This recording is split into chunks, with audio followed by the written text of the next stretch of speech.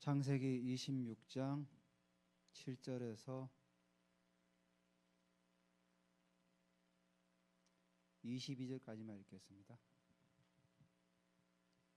창세기 26장 7절에서 22절까지 읽겠습니다.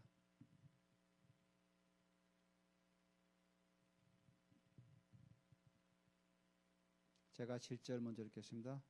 그곳 사람들이 그의 아내에 대하여 물으매 그가 말하기를 그는 내 누이라 하였으니 리브가는 보기에 아름다움으로 그곳 백성이 리브가로 말미암아 자기를 죽일까 하여 그는 내 아내라 하기를 두려워함이었더라.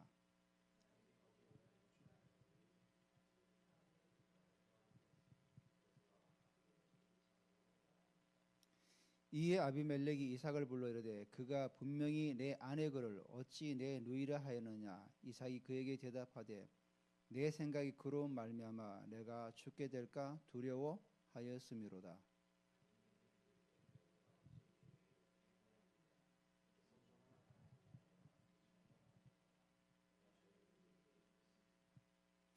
아비멜렉이 이에 모든 백성에게 명하여 이르되 이 사람이나 그의 아내를 범하는 자는 죽이리라 하였더라.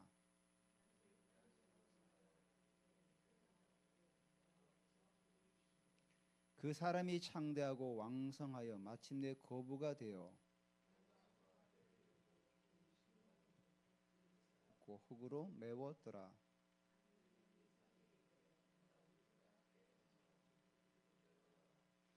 이삭이 그곳을 떠나 그랄 골짜기에 장막을 치고 거기 거류하며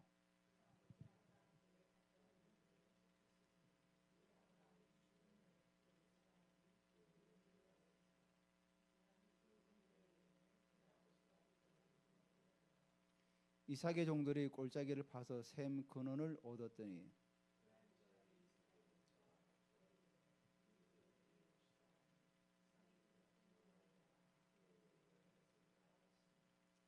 또 다른 우물을 봤더니 그들이 또 다툼으로 그 이름을 신나라 하였으며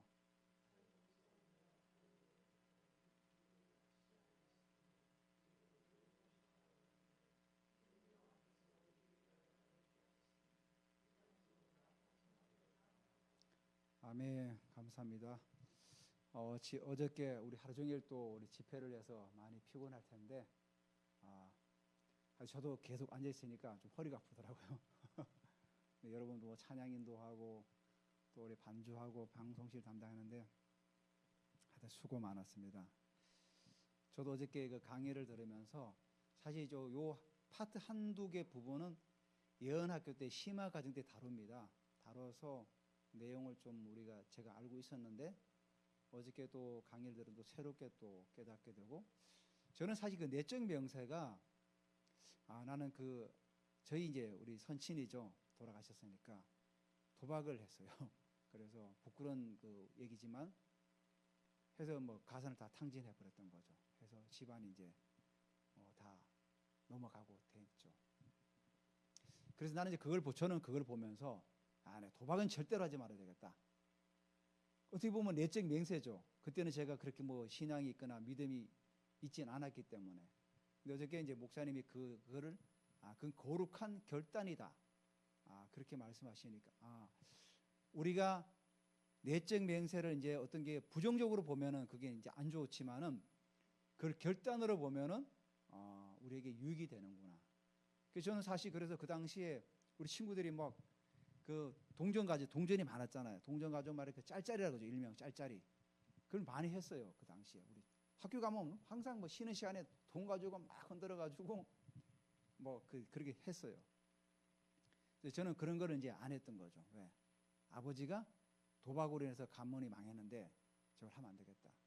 그때부터 저는 그런 쪽으로 전혀 관심이 없었죠.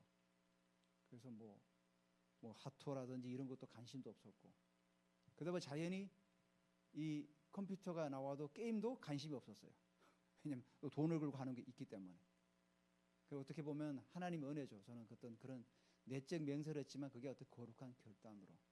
여러분도 내적 맹세를 하지 마시고 거룩한 결단을 하십시오. 내가 하나님 앞에서 내가 이렇게 믿음으로 살아가겠습니다. 여러분 나름대로 어떤 가지고 있는 고민들이 그 고민들을 결단으로 바꾸면 너무 유익할 것 같아요. 우리가 예수 믿음이 세상 사람들이 바라볼 때는 교회 다니는 사람들이 왜 저럴까? 그들이 보는 시각으로 볼 때는 부족한 부분이 있죠. 우리가 예수 딱 믿는다고 해서 그 다음날 바로 그냥 180도 변합니까? 180도 변하는 게 바로 이상한 거예요, 사실은. 왜냐하면 여전히 우리는 죄의 습성을 가지고 살아가는 존재인데 단지 예수님을 영접한 것뿐이에요. 차근차근 변해가는 거죠. 결국은 예수 믿음은 우리가 예수 그리스도를 닮아가는 거죠. 닮아가는 과정이 하루아침에 되어지지 않는다는 거죠. 그래서 차근차근 이루어지는 거죠. 어제하고 오늘이 달라지는 게 보입니까, 눈에? 거의 보이지 않죠. 가령 1년, 2년 이런 식으로 보이면은 좀 눈에 좀 가시적으로 보일 수 있겠죠. 그런 겁니다. 그러니까 우리가 결코 실망할 필요가 없어요. 내가 예수 믿음인데 이 정도밖에 안 되는가? 그렇지 않아요. 차근차근 조금씩 우리는 나도 모르게 변해가는 모습이 있다는 거죠. 바로 그게 예수 믿음이 결국은 우리의 주인 되시는 예수님을 닮아가는 게 예수 믿음이라는 거죠. 우리가 거창하게 큰 일을 해야만이 우리가 예수 믿음의 그 증거가 아니라 계속해서 닮아가는 거예요.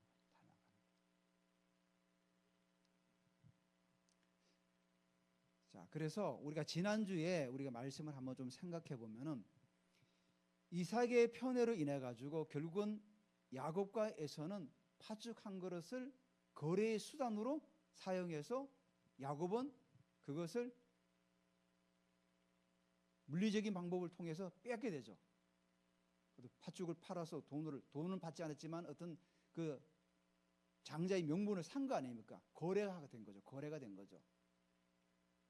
결국은 이 원인이 아버지의 어떤 편애죠. 편애. 자식을 똑같이 사랑해야 되는데 누구를 더 사랑하고 누구를 더 사랑하지 않는 그런 가정으로 인해 가지고 문제가 일어나기 시작하는 거죠. 오늘 본문도 그 일에 계속해서 연장선상에서 이루어지는 걸로 저는 보여요.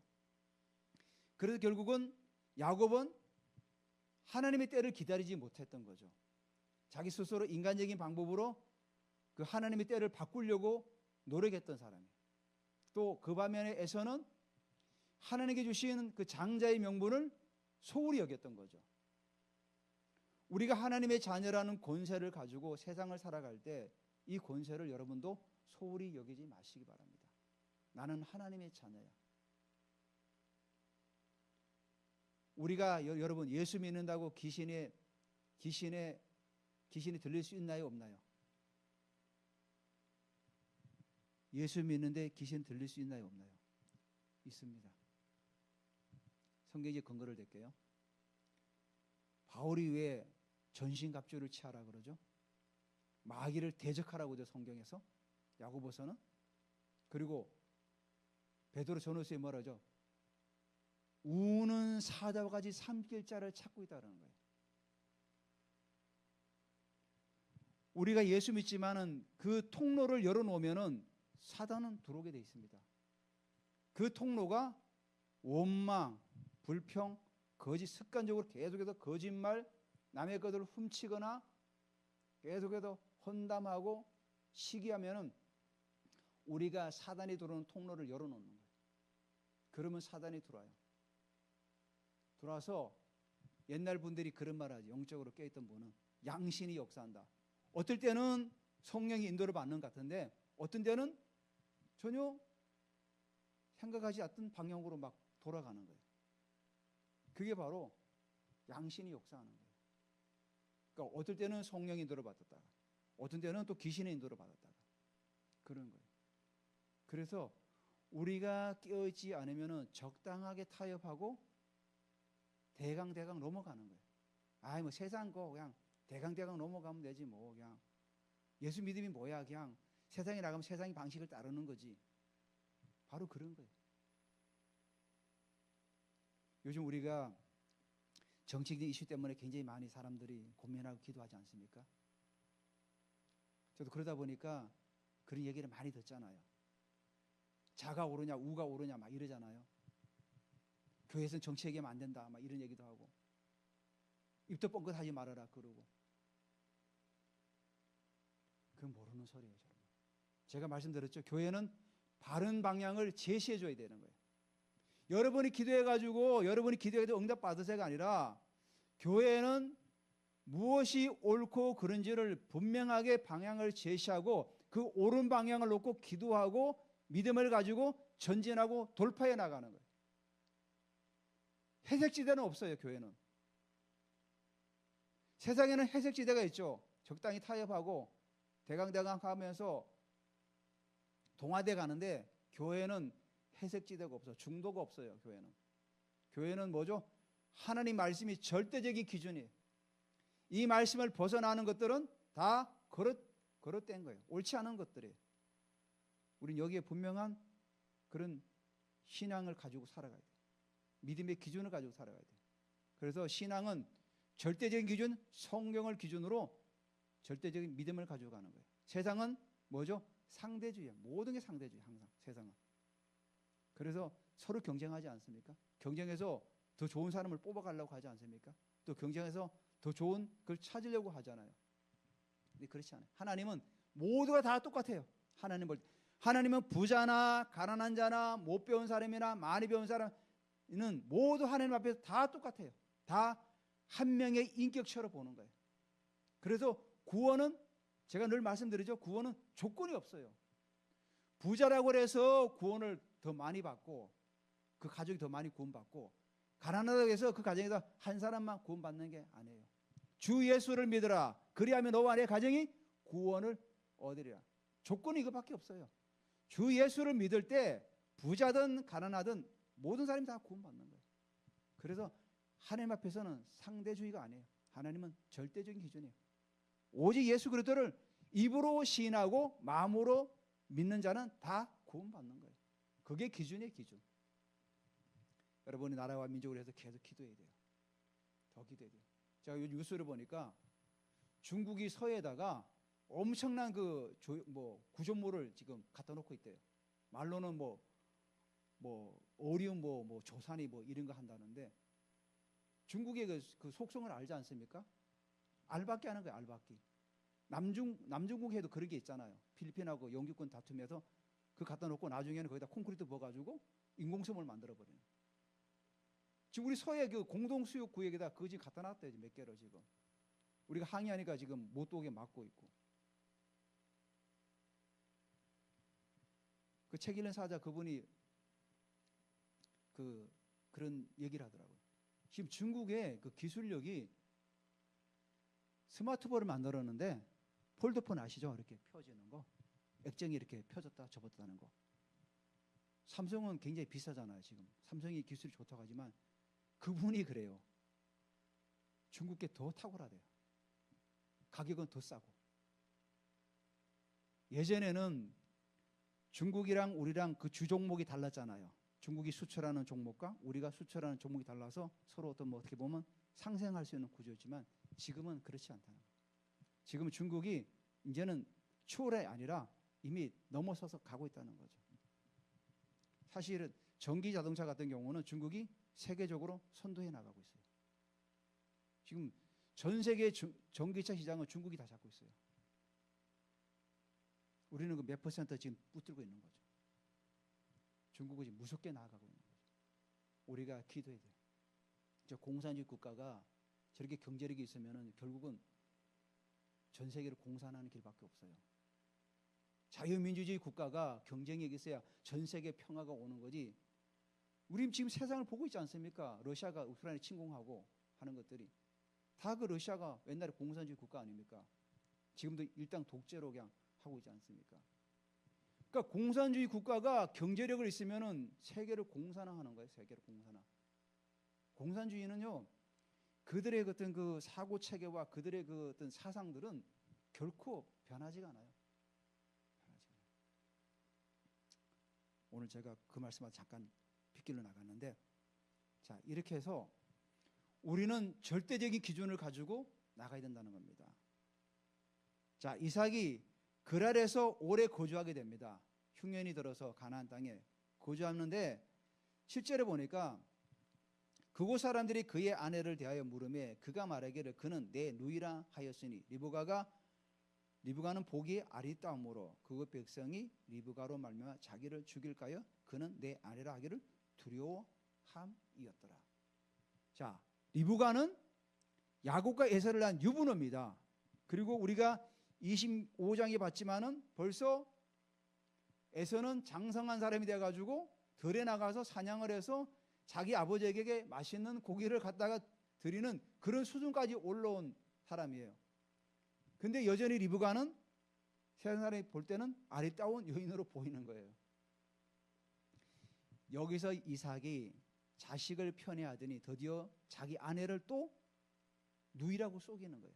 이게 뭡니까? 결국은 하나님의 말씀의 절대적인 기준, 하나님은 우리 아버지 아브라함의 그 언약의 약속을 바톤을 이어받은 난 언약의 자손이기 때문에 하나님은 이 가나안 땅에서 나를 계속해서 번성하게 할 것이며 나를 이끌어간다고 나를 보호하실 거라는 그 믿음이 상황을 보니까 깨져버린 거예요.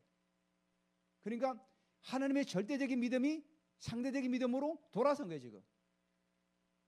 그러니까 블레셋 사람을 보니까 두려움 오는 거예요.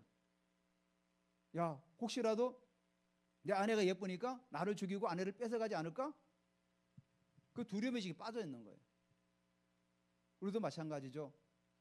우리가 절대적인 하나님을 신뢰하지 못하면은 세상 환경과 세상적인 논리에 우리가 넘어갈 수가 있다는 거죠.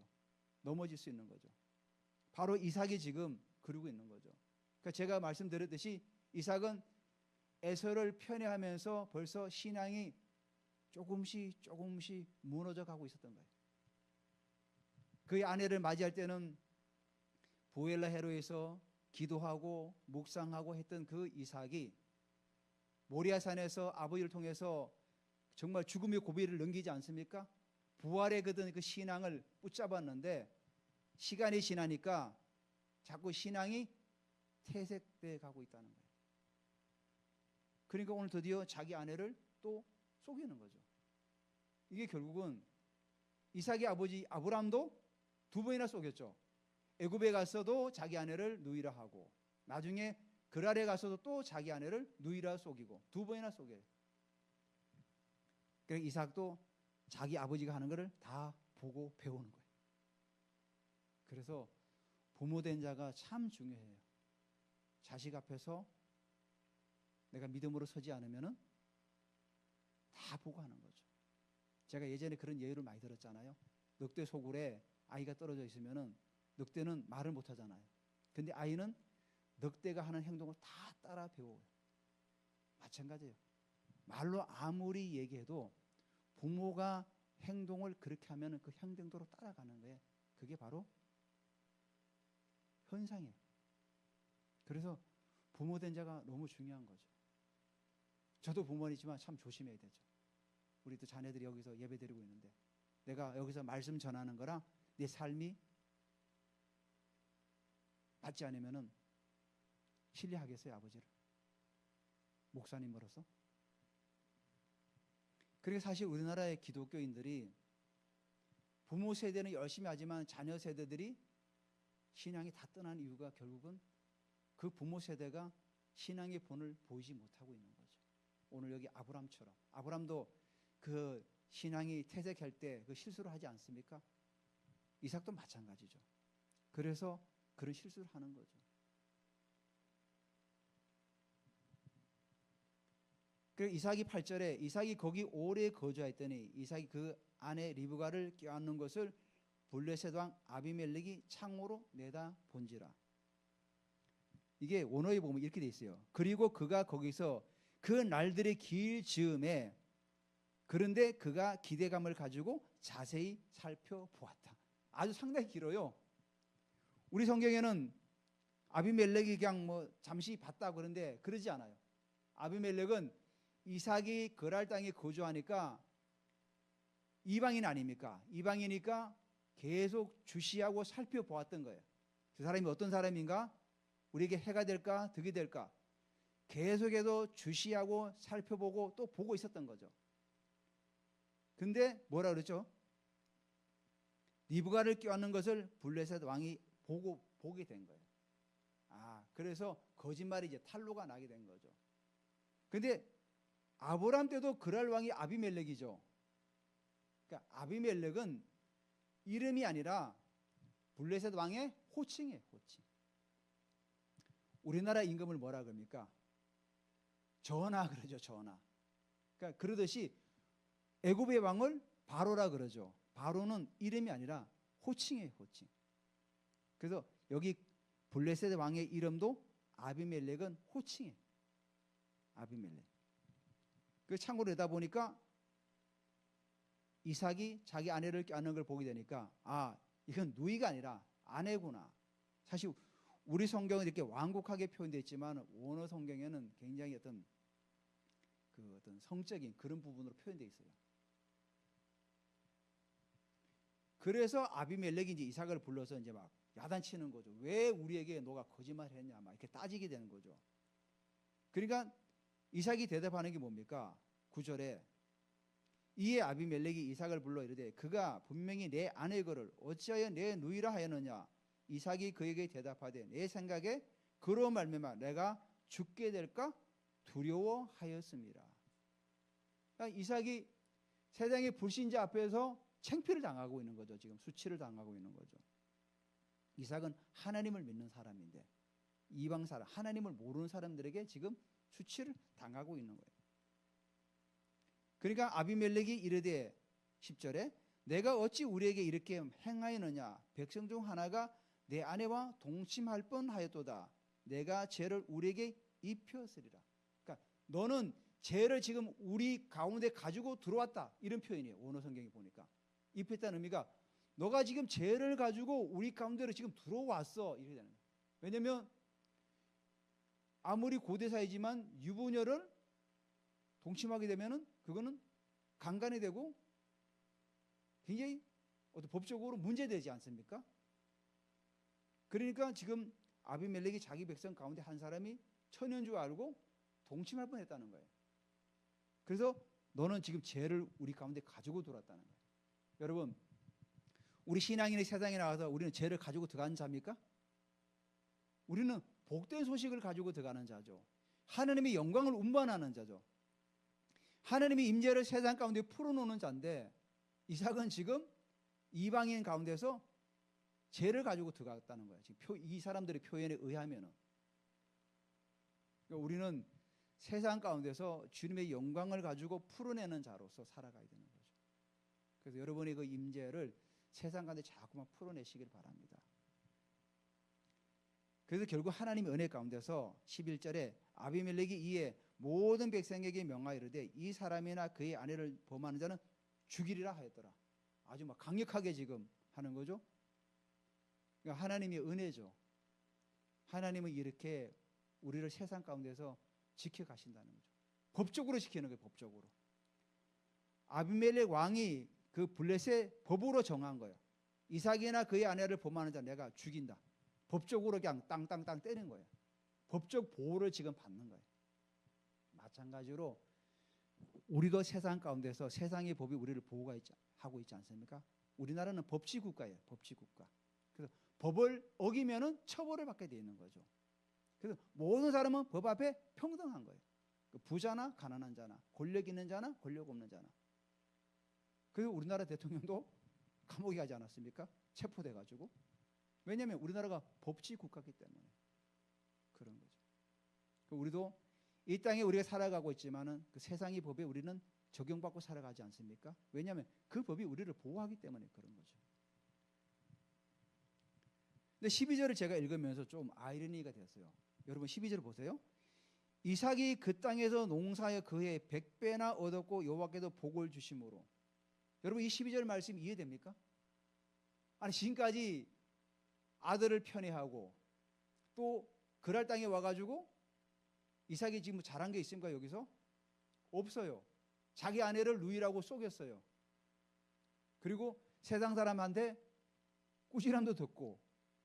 근데 12절을 넘어가니까 이삭이 그 땅에 농사하여 100배나 얻었다고 그러는 거예요.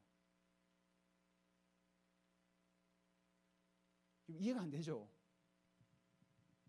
근데 이 말씀은 이삭이 좀 부족하더라도 실수를 하였을지라도 26장에 보면은 26장 3절 한번 보시기 바랍니다. 3절에 뭐라고 하죠? 2절부터 제가 읽어드릴게요. 여호와께서 이삭에게 이르시되 애굽으로 내려가지 말고 내가 내게 지시하는 땅에 거주하라. 이 땅에 거류하면 내가 너와 함께 있어 내게 복을 주고 내가 이 모든 땅을 너와 내 자손에게 주리라. 내가 내 아버지 아브라함에게 맹세한 것을 이루어. 이 말씀이에요. 이 말씀에 근거해서 12절에 복을 주신 거예요. 그러니까 처음에 이삭은 가나안 땅에 흉년이 되니까 어디로 가려고 목적지를 정했습니까? 애굽이에요. 여기 나오잖아요. 그러니까 하나님께서 애굽에 내려가지 말라는 의미는 애굽으로 목적지를 정해서 지금 가고 있는 중에 그랄 땅에 있는 중에 하나님께서 이삭에게 말씀하신 거예요. 애굽으로 가지 말아라. 그리고 내가 지시하는 땅에 거주하라. 가나안 땅에 거주하라. 그래도 그랄은 가나안 땅이니까 거주하라. 그래서 3절에 네가 만약에 거류한다면은 내가 너와 함께 있어 내게 복을 주고 내가 이 모든 땅을 너와 내 자손에게 주리라. 그리고 이렇게 말씀하시고 그래서 아버지 아브라함에게 한 맹세를 내가 그걸 이루겠다 그런 거죠. 그래서 12절에 농사를 지었더니 100배를 얻은 거예요. 그러니까 여기서 이삭이 한 일은 뭡니까? 거창하게 하나님 앞에서 막 예배했습니까? 그러지 않아요. 나중에 예배해요. 순종한 것뿐이에요. 순종. 그래서 성경이 뭐라고 합니까? 순종이 제사보다 낫다는 거예요. 그러니까 이삭은 비록 그랄 땅에 하나님이 있으라니까 있긴 있는데 두려웠던 거죠. 아, 혹시라도 내 아내를 죽이지 않을까? 아내 때문에 나를 죽이지 않을까? 두려웠지만 하나님 말씀에 순종해서 그랄 땅에 거주한 거예요. 만약에 이삭이 두려워서 하나님은 가나안 땅에 있으라 했는데 애굽으로 많이 내려갔다 그러면은 그가 농사를 지어서 100배를 거둘 수 있을까요? 거두지 못했던 거죠. 어쨌거나 이삭이 두려웠고 또 실수도 했지만은 하나님 말씀에 일단은 순종했다는 거예요. 순종하니까 하나님께서 그에게 100배를 부어주신 거예요. 그러니까 하나님 말씀은 우리가 순종하는 게 너무 중요한 거죠. 사실은 믿음은 제가 예수님 닮아가지만은 그 닮아가는 게 어떻게 닮아갑니까? 말씀에 순종할 때 닮아가는 거죠. 말씀에 순종하지 않는데 어떻게 닮아갈 수 있습니까? 하나님 말씀은 이렇게 할 때 우리가 닮아가는 거죠. 그래서 양떼와 소떼가 많았던 거죠. 근데 하나님께서 복을 주셨지만은 또 갑자기 좋은 일만 생긴 게 아니에요. 15절을 보니까 그 아버지 아브라함 때에 그 아버지의 종들이 판 모든 우물을 흙으로 메웠더라. 누가 메웠습니까? 블레셋 아비멜렉의 수하에 있는 사람들이 시기가 난 거죠. 이삭이 와서 우리 땅에 와가지고 사는데 쟤는 보니까 자기 아내도 막 속이는데 복을 받고 있어. 시기가 난 거죠. 그러니까 우물을 막 다 메워버린 거예요. 여기 성경이 나오죠. 15절에 모든 우물을 막았다는 모든. 그러니까 이삭이 판 모든 우물을 다 블레셋이 막아버린 거예요. 이 정도 되면 전쟁이에요. 전쟁하자는 거예요. 지금 블레셋이 지금 이삭과 지금 전쟁하자는 거예요. 그러니까 아비멜렉이 뭡니까? 아비멜렉이 이삭에게 이르되 내가 우리보다 크게 강성한 적 우리를 떠나라. 전쟁하면 이거 이삭이 우리보다 군대가 더 많아. 아브라함 때도 가병이 318명이었어요. 가병이 318명이면은 그 가족을 합치면 1000명이 넘는다는 거예요. 그러면 아브라함 때 그 정도였으면은 지금 이삭이 정도 되면은 더 많아지겠죠. 줄지는 않았겠죠. 그러니까 아비멜렉이 뭐라 합니까? 우리보다 강성하니까 제발 떠나라. 시기가 나서 우물을 다 메웠지만 전쟁하니까 아무래도 뭔가 좀 계산이 안 나오니까 떠나라. 그래서 떠납니다. 떠나서 17절에 이삭이 그곳을 떠나 그랄 골짜기에 장막을 치고 거기 거류하며. 장막을 쳤다는 건 뭐죠? 거기서 장기간 있겠다는 거죠. 그러니까 이삭은 그들하고 싸우지 않고 그냥 떠난 거예요. 조용히 떠난 거예요. 그러니까 하나님께서 복을 주셔가지고 100배를 얻었지만은 어려움이 왔지만 그 어려움을 다투지 않고 조용히 그냥 떠나버린 거죠.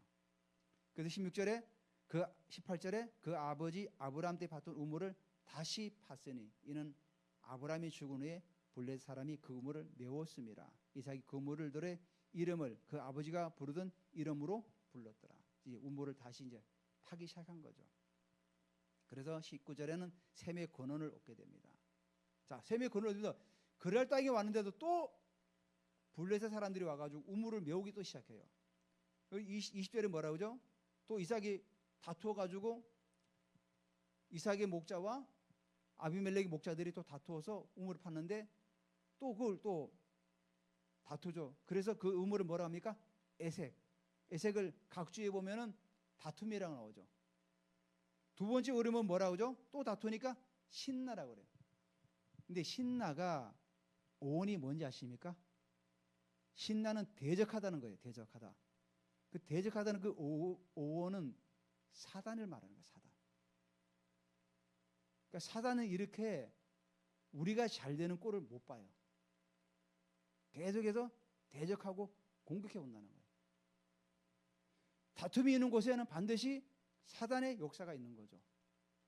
만약에 다툼이 있을 때 이삭과 아비멜렉의 그 수하 사람들하고 막 치고받고 요즘 말로 박터지게 싸웠으면은 결국은 다 숲으로 돌아가는 거죠. 전쟁 나는 거죠. 그러니까 다툼이란 말하고 또 떠나고 또 여기 신나에서 또 다투니까 또 떠나고 야 우리가 다른 데 가서 또 우물을 파자.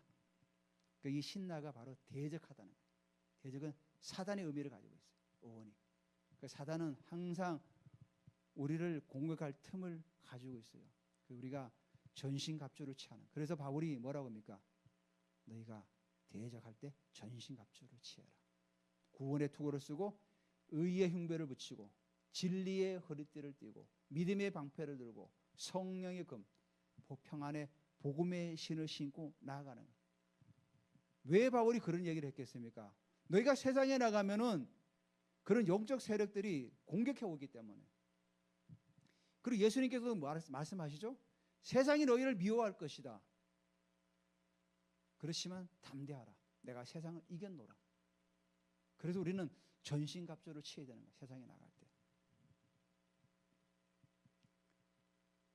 그래서 22절에 이삭이 거기서 옮겨 다른 우물을 팠더니 그들이 다투지 아니하였으므로 그 이름을 르호봇이라여 이르되 이제는 여호와께서 우리를 위하여 넓게 하였으니 이 땅에서 우리가 번성하리로다 하였더라.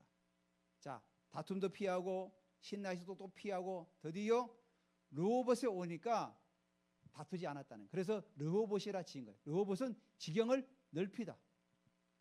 그러니까 우리 살아가면서 하나님이 주시는 은혜로 말미암아 그 고난을 넘고 넘어갈 때 하나님은 우리의 지경을 넓혀준다는 그런 의미죠. 우리도 여기 와가지고 여러 가지로 좀 어려움이 있지 않았습니까? 하나님은 이제 지경을 우리를 넓혀 가실 거예요. 또 어저께 또 목사님께서 예언하셨잖아요. 우리가 그 예언을 계속 선포했으면 좋겠어요. 기도할 때 계속 선포해 나갈 때 우리가 입으로 선포할 때 지각이 변동이 일어나고 영적 기류가 바뀌고 하나님께서 영혼들을 보내주시는 거죠. 드디어 23절에 이삭이 거기서부터 부엘사바로 올라갔더니 부엘세바가 어떤 곳이죠? 세바가 맹세예요. 부엘이 이제 그 뭐 파다, 우물을 파다 이런 뜻이에요. 그래서 맹세의 우물이죠. 이삭이 거기서 부엘세바로 올라갔더니 이 부엘세바는 과거에 자기 아버지 아브라함이 있었던 데 아닙니까? 그래서 그 올라가서 그 밤에 여호와께서 그에게 나타나실 때 나는 내 아버지 아브라함의 하나님이니 두려워하지 말라. 내 종 아브라함을 위해 내가 너와 함께 있어 내게 복을 주어 내 자손이 번성하게 하리라 하신지라. 이삭이 그곳에 제단을 쌓고 여호와 이름을 부르며 거기 장막을 쳤더니 이삭의 종들이 거기서도 우물을 팠더라. 드디어 이삭이 생애 가운데 처음으로 단을 쌓은 거예요. 여기서 단을 쌓고 여호와 이름을 불렀어요. 우리가 하나님 이름 부를 때 여호와라는 이름과 하나님이라는 이름이 다 의미가 있죠. 이삭이 여호와를 불렀다는 것은 언약의 하나님을 불렀다는 거예요. 아, 우리 아버지 아브라함의 하나님, 그 하나님께서 아버지와 약속했던 그 언약을 내게도 그대로 성취해 주기를 바라는 마음에서 여호와라는 이름을 부르는 거예요. 그래서 그랄 땅에서 살면서 다시 부엘사베 와가지고 다시 하나님을 찾고 하나님 앞에서 믿음을 가지고 나아갔던 거죠. 그래서 이제 거기서 또 종들이 우물을 파기 또 시작한 거예요. 자, 이렇게 되니까 나중에 아비멜렉과 그 사람들이 와가지고 어떻게 합니까? 자기들과 하친을 하자고 그래요. 하친. 왜냐? 하친하는 이유가 자기들이 볼 때 우리가 막 우물도 뺏고 우물에 막 흙도 메워가지고 못 쓰게 만들고 계속해도 이삭은 싸우지 않고 계속 피해 다녔죠. 근데도 계속 이삭은 잘 돼. 그러니까 드디어 이들이 볼 때, 야, 하나님과 함께하는 사람이 뭔가 우리랑 다르구나. 그래서 이삭과 맹세를 하려고 그래요. 계약을 하려고 그래요. 28절에 보니까 그들이 이르되 여호와께서 너와 함께 계심을 우리가 분명히 보았으므로 우리의 사이고 우리와 너 사이 맹세하여 너와 계약을 맺으리라 말하였노라. 그러니까 그들이 먼저 찾아오고, 언제는 그들을 쫓아냈는데 이제는 그들이 자기 발로 찾아와 가지고 계약을 맺자는 거예요. 그만큼 이삭이 세상 사람들이 바라볼 때 하나님 은혜 가운데서 계속해서 왕성하게 나아갔던 거죠. 그래서 그들이 뭐라 합니까? 우리를 해하지도 말고 너도 우리를 해하지 말고, 그래서 서로 죄악을 맺자 그런 거죠. 그래서 이삭이 30절에 그들을 위하여 잔치를 베풀어 그들이 먹고 마시고. 사실 잔치를 누가 벌여야 됩니까? 자기들이 사과하는 마음으로 자기들이 잔치를 벌여야 되는데 이삭이 잔치를 벌였어요. 이삭이 잔치를 벌여서 그들과 같이 먹었죠. 그래서 아침 일찍 일어나 서로 맹세한 후에 이삭이 그들을 보내며 그들이 평안히 갔더라. 그러니까 이 말씀이 이제 우리가 신약의 말씀이 이런 말씀이 나죠. 악을 선으로 이겨라는 거죠. 악을 선으로 이겨라. 그러니까 악을 악으로 대적하지 말고, 사실 우리가 살아가면서 악을 대하면은 기분 나쁘고 힘들죠. 근데도 이삭은 계속해서 온유한 사람으로 계속 피하고 다툼을 피한 거죠. 결국은 지경이 넓어지고 강성해지니까 세상 사람들이 와가지고 이삭에게 우리가 조약을 맺자, 우리와 함께 맹세하자, 이렇게 나온 거죠. 거기까지 나아갔던 거죠. 그러니까 이삭이 정말 언약을 붙들고 뭘 실수됐지만 어쨌거나 하나님 말씀에 순종해서 계속해서 믿음을 가지고 왔으니까 이 결과를 얻은 거예요. 그러니까 하나님께서 복을 주신 거예요. 자, 25절에 이삭의 종들이 우물을 팠잖아요. 그 우물을 판 게 32절에 결과가 나옵니다. 그날에 이삭의 종들이 이제 먹고 마시고 이제 평안히 갔어요. 그 아비멜렉의 그 사람들이. 그날에 이삭의 종들이 자기들이 판 우물에 대하여 이삭에게 와서 알려 이르되 우리가 물을 얻었나이다 하며. 25절에 이삭의 종들이 거기서 우물을 이제 파기 시작했어요. 팠으면 바로 물이 팍팍 나옵니까? 그렇지 않잖아요.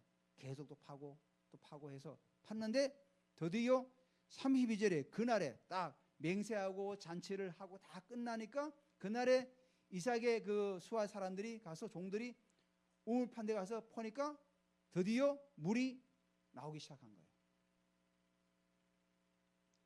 우리는 사실을 물을 쉽게 구할 수 있지만은 그 근동 그쪽에는 거의 광야 아닙니까? 물을 얻는 게 쉬운 일이 아니죠. 아무데나 땅을 판다고 우물을 얻는 게 아닙니다. 근데 땅을 파니까 드디어 또 우물을 얻은 거예요. 사실 그 당시 그 우물은 재산이에요, 재산. 그 드디어 물을 얻게 된 거죠. 그러니까 33절에 그가 그 이름을 세바라 한지라. 우물이에요, 우물. 그 맹세라 한지라. 그러므로 성읍 이름이 오늘까지 부엘세바더라. 그러니까 이 모세가 기록할 당시를 말하는 거죠. 이렇게 이삭이 하나님 앞에서 내가 지시한 땅에 거주하라고 순종할 때, 물론 두렵고 힘들었지만 끝까지 하나님 말씀에 순종했을 때 100배의 결실을 거두게 되고 또 왕성해져서 나중에는 아비멜렉 사람들이 와가지고 우리랑 같이 맹세까지 하게 되고 또 하나님께서 은혜를 주셔서 우물에 물이 솟아나는 그런 은혜를 입게 되었던 겁니다. 그래서 오늘 우리가 이 말씀을 생각하면서 우리가 이삭의 오늘 삶 아닙니까? 이삭의 삶을 한번 여러분들께서 쭉 한번 이렇게 그려보는 것도 너무 좋을 것 같아요.